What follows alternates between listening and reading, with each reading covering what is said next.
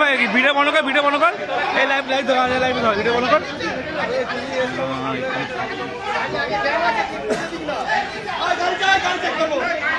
গাড়ি চেক করবো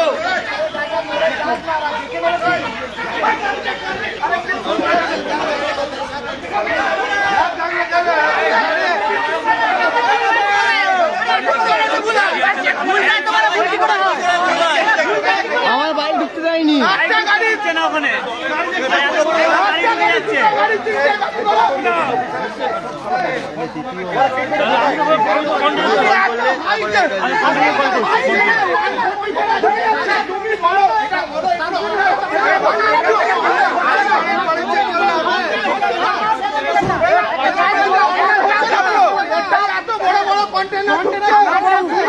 আমি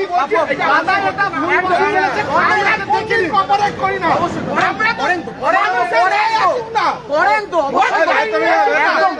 বড় বড় করে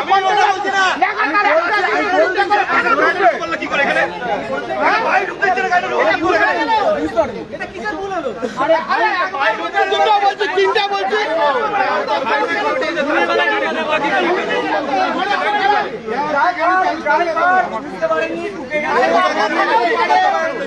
আমি জানি না কিভাবে হাই যেখানে হাই জোন সেখানে আমাদের মানে কি করে কন্টেনার ঢুকে যাচ্ছে একটা দুটো তিনটে এত হাই সিকিউরিটির জায়গায় যেখানে মানুষকে ঢুকতে দেওয়া হচ্ছে না আই কার্ড ছাড়া। আমি বুঝতে পারি এটা বাইক ঢুকতে পারছে না, এই কন্টেনার গুলো কেন ঢুকছে, কিসের জন্য ঢুকছে দেখে দিচ্ছি কন্টেনারে কিছু আছে কিনা, এটা কি প্রশ্ন? ঢুকবে কেন সেটা অবশ্যই প্রশ্ন, সেটা আমরা ভালো করে আমরা আরো ভালো করে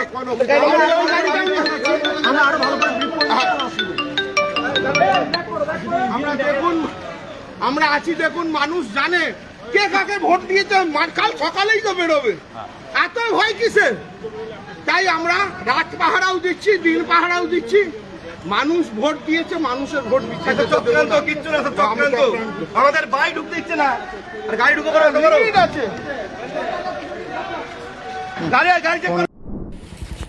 186 নম্বর শ্রীরামপুর বিধানসভায় আপনারা সকলে, আমি আগে একবার বলেছি, বারবার সিসিটিভির প্রবলেম হচ্ছিল। এখন মাঝরাতে হঠাৎ করে কোত্থেকে খালি কন্টেনার চলে এসছে এবং খালি কন্টেনার এসে হচ্ছে বলে কিনা তিনটে কন্টেনার এসে বলে ইভিএম মেশিন নিতে আসবো এই রাত্রিবেলায়। এখন আরও এসছিলেন, আইসি ছিলেন, তাদের সামনে তাদেরকে বের করে দেওয়া হলো, কিন্তু অদ্ভুত রকম কার নির্দেশে কে ঢোকাচ্ছে, একজন বলে সরকারি কর্মচারী, সে নাকি ঢুকিয়েছে। আমি জানি না এইভাবে বাংলা জেতা যায় কি না।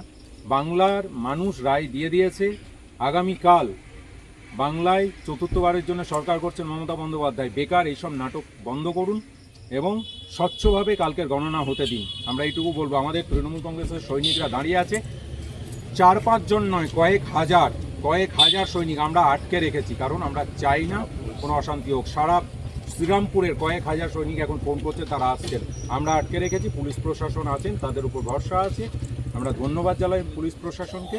কিন্তু এই ধরনের জিনিসের বিষয়ে সাবধান থাকার জন্য সবাইকে অনুরোধ করব, প্রশাসনকে এবং নির্বাচন কমিশনকে, যারা মুখে এত বড় বড় কথা বলছেন একটু সামলে চলুন।